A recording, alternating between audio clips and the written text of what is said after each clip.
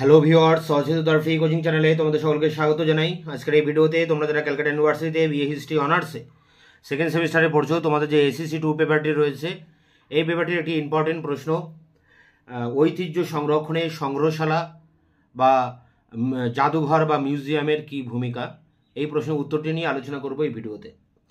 তো দেখো, ঐতিহ্য সংরক্ষণে সংগ্রহশালা যে ভূমিকা রাখে তার উপরে উত্তরটি তোমরা এইভাবে লিখবে: গোষ্ঠী সাংস্কৃতিক ও প্রাকৃতিক ঐতিহ্য সংরক্ষণে সংগ্রহশালা।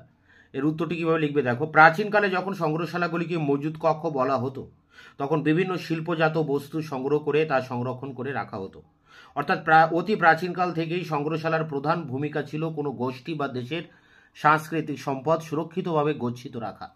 এখানে শুধু সাংস্কৃতিক সম্পদের কথা বলা হলো এই কারণে যে প্রথম দিকে ঐতিহ্যবাহী সম্পদ বলতে শুধু সাংস্কৃতিক বস্তু অর্থাৎ মূর্তি, চিত্র, ব্যবহৃত বিভিন্ন পাত্র, মুদ্রা ইত্যাদি বোঝাতো, কিন্তু পরবর্তীকালে আন্তর্জাতিকভাবে বিভিন্ন প্রাকৃতিক বস্তু, উদ্ভিদ, প্রাণী, নদী, জলাশয়, খনিজ প্রভৃতি প্রাকৃতিক ঐতিহ্য হিসেবে গণ্য হয়।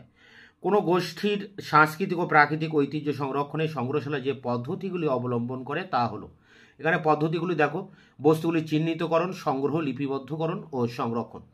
এগুলোকে তোমরা পয়েন্ট করে করে এভাবে দেখে লিখবে, আমি এগুলো আর রিপিট করে পড়ছি না, তোমরা এখান থেকে লিখে নেবে। দেখো, প্রথমে রয়েছে চিহ্নিতকরণ। চিহ্নিতকরণের পর এই সাংস্কৃতিক ঐতিহ্যকে আমরা দুই ভাগে ভাগ করতে পারি: স্পর্শক এবং অস্পর্শক, অর্থাৎ স্থাবর ঐতিহ্য এবং অস্থাবর ঐতিহ্য।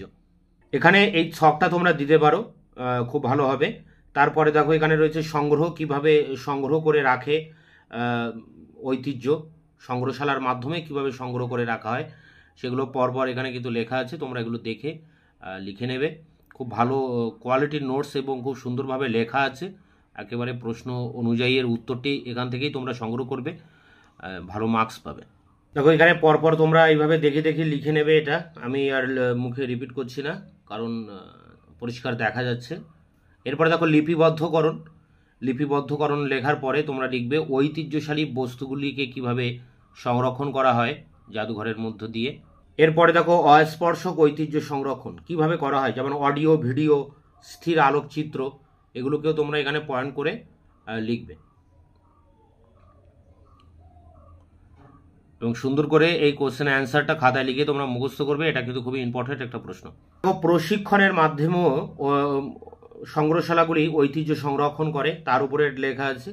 এবং শেষে দেখো, শেষ পয়েন্ট, অস্পর্শক ঐতিহ্য বস্তু প্রদর্শনের মাধ্যমেও সংগ্রহশালাগুলি মানুষের ঐতিহ্য এবং সংস্কৃতিকে রক্ষা করে।